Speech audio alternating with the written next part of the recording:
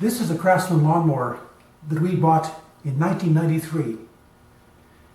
And it's served us pretty well, but I think it's coming to the end of its life. The wheels are getting pretty wobbly. The blade's been sharpened too many times. The bag blows open, so we need to add some little clips to hold the bag closed. But the straw that broke the camel's back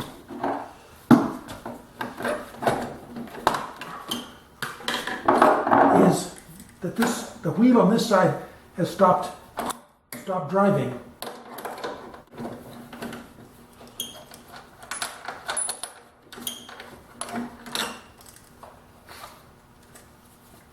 The plastic gear teeth on the inside of the wheel are partially stripped.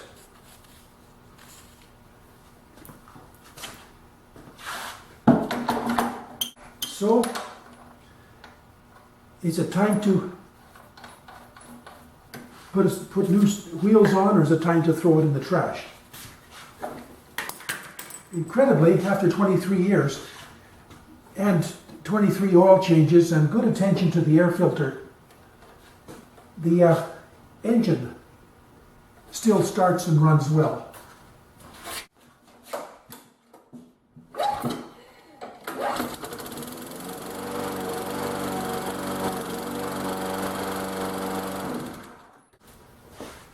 So I've been watching the internet classifieds, Kijiji and usedcity.com, to see if I can find a lawnmower for sale that's in good condition but has a failed engine. And wouldn't you know, I found one advertised, what appears to be an identical mower except with some red plastic on the engine. Mower in good condition, but the engine has a knock in it. This is the used lawnmower I bought, which was advertised as being in good condition except that the engine had a knock. And the seller was asking $50. I offered him $30 and he took $40. But because it looks so good, before I get into swapping engines and trying to make one good one out of two, I'm just going to add a little bit of gas and see if this will run and have a listen to the engine.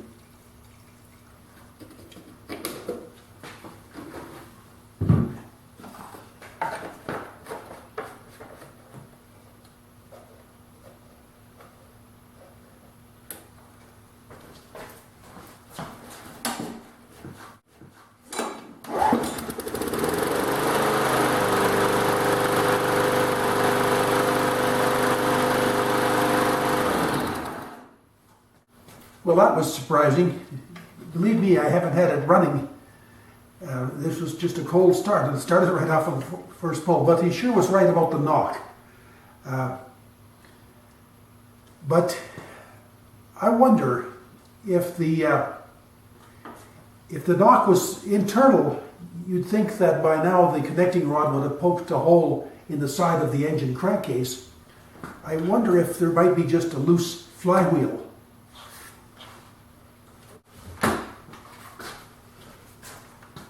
Let's get at the flywheel and take a look.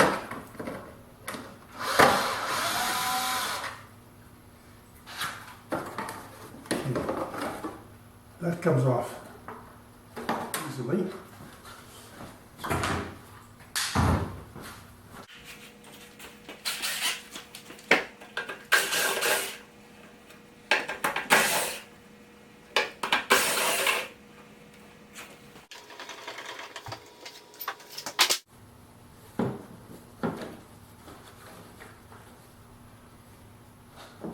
Hey, getting down to it, we've got to take off the blower sheet metal.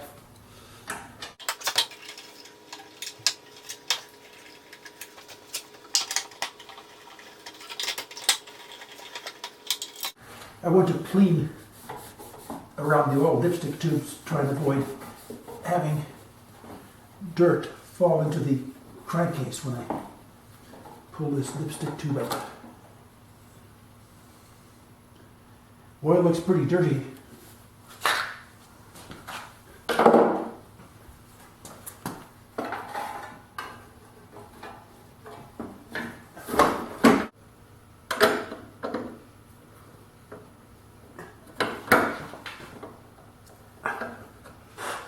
Well, the flywheel retaining nut was certainly tight.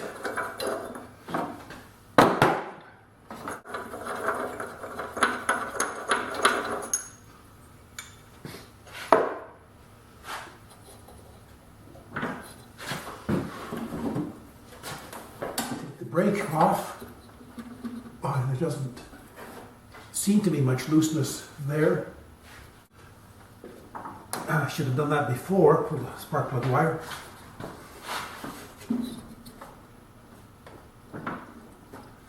Well, when I grab onto the blade, there's certainly something loose between the blade and the flywheel, but the flywheel appears to be good and tight on the crankshaft. I'm going to have a look at the blade and the blade mounting hub underneath.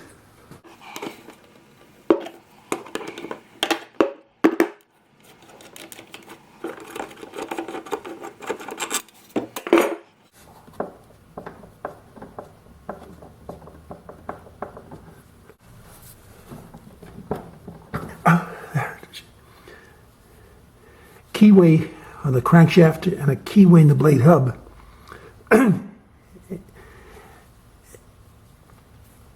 And I think it can be repaired.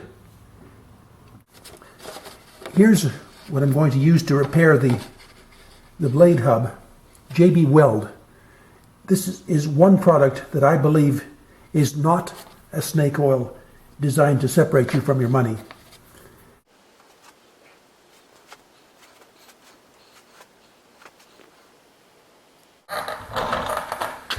Well, you may wonder what this has got to do with lawnmowers, but let me get to it.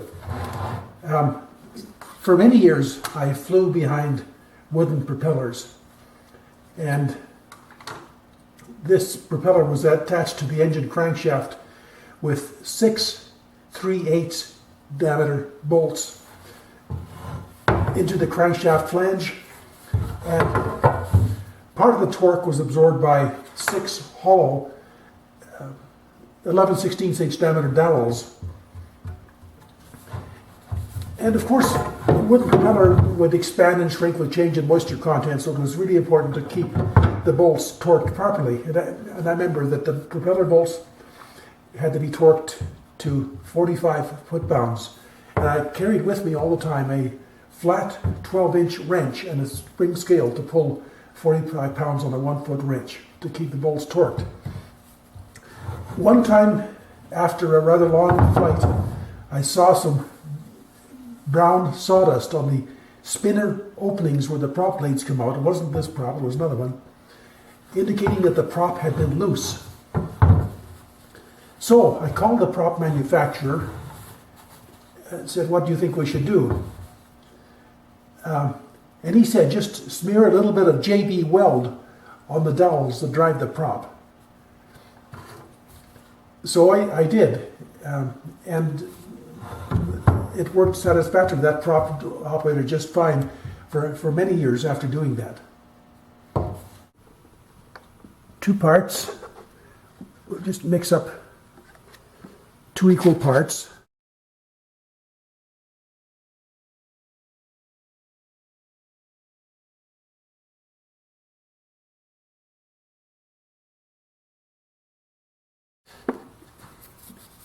I'm going to apply just a little bit to the keyway in the hub. Don't want to get too much in here, or else it'd be impossible to ever remove it. And I'm going to apply a little bit to the keyway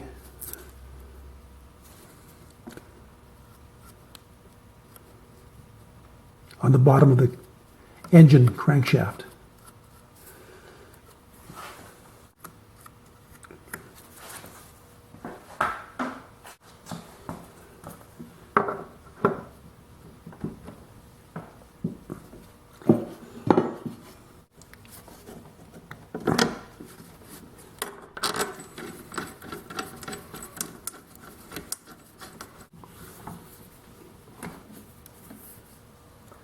Spark plug wire pulled off. Okay.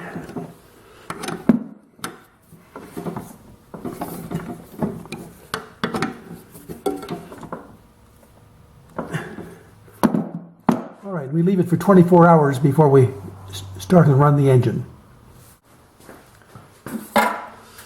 Well, I'm not sure what went on with the starter rope, but it looks a little rough, so I'm going to replace it. I was able to buy a new starting rope for $2.50 at the big box store. Exactly the correct length and exactly the correct diameter. 84 inches, number 4.5 rope. To install a new rope, we need to burn the ends and taper them.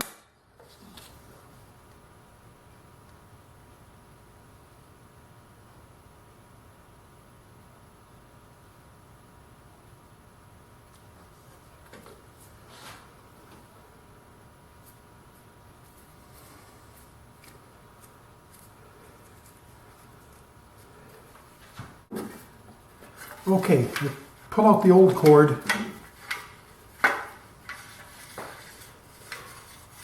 As far as you can. And jam a screwdriver in to hold it.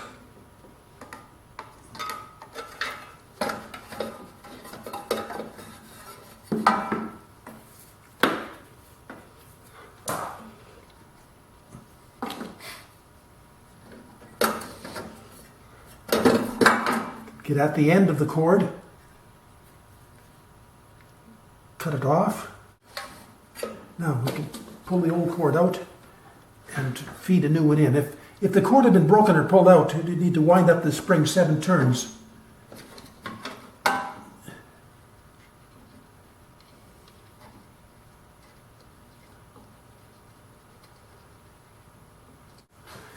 Well, I wasn't successful poking the rope through from the outside, so what I've done is I've threaded it through from the inside of the pulley, and now I'll pull the rope all the way through,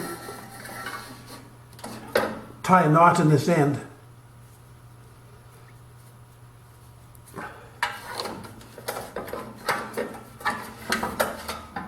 and use this end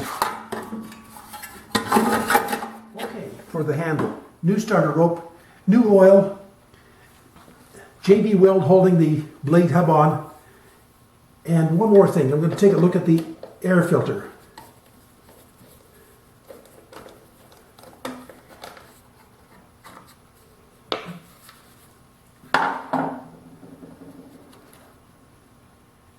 Okay, looks almost like new. It looks good for service for a while yet. Very important part of maintenance on any engine is looking after the air filter. Just a few grains of dust will cut out rings and cylinder liners in no time. My wife said I should really take it back to the seller. Maybe a little charge for labor. Anyway, maybe he'll see this video and learn from it. Anyway, I hope you enjoyed it. I hope you enjoyed the video. Thanks for watching. Thanks for forwarding my channel information to other viewers. And thanks for subscribing.